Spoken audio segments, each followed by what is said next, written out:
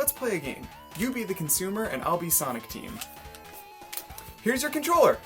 Ah, Sonic, you blue spiky failure magnet, where would we be without you? What you may or may not know about the Blue Blur is that he's had a roller coaster of anniversary titles, ranging from good to...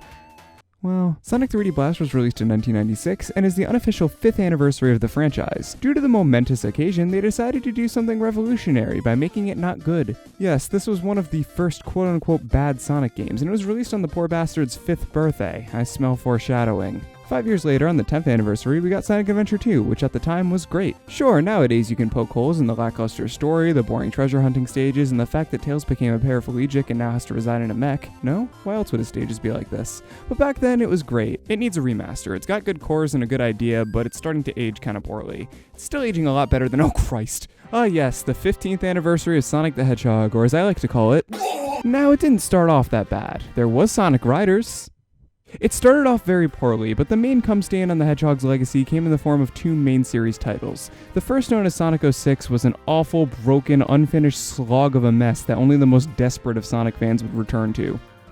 I played it 4 times. Then there's Sonic Genesis, which is even worse, because unlike 06, this one's not screwing up new bad ideas, it's remaking the first game horribly, screwing up the physics, the difficulty, and the fun. 5 years later was Sonic Generations, and then 5 years after that was Sonic Mania, which was great, and Forces, which was... I liked it personally, but it did run a bit short, and all of my hopes for DLC were squashed, so I'd say overall it's not great. But anyways, back to Generations. The first thing I noticed when getting back into Generations was how easy the controls were to get used to. Now, Sonic doesn't control anything like Mania in this game, and he doesn't control anything like Forces, that's for damn sure. So the fact that I was able to settle right back in is a good sign. The level design is just as open and fun as I expected it to be, with both classic and modern stages bringing a lot to the table. Going back, I knew that I was going to have fun with Modern Sonic because I always did, but I forgot how much fun classic Sonic stages were. It's not quite Mania levels where I was grinning ear to ear the entire time, but I was still having a damn fun experience with classic Sonic, and don't forget, this was the first time they brought him back.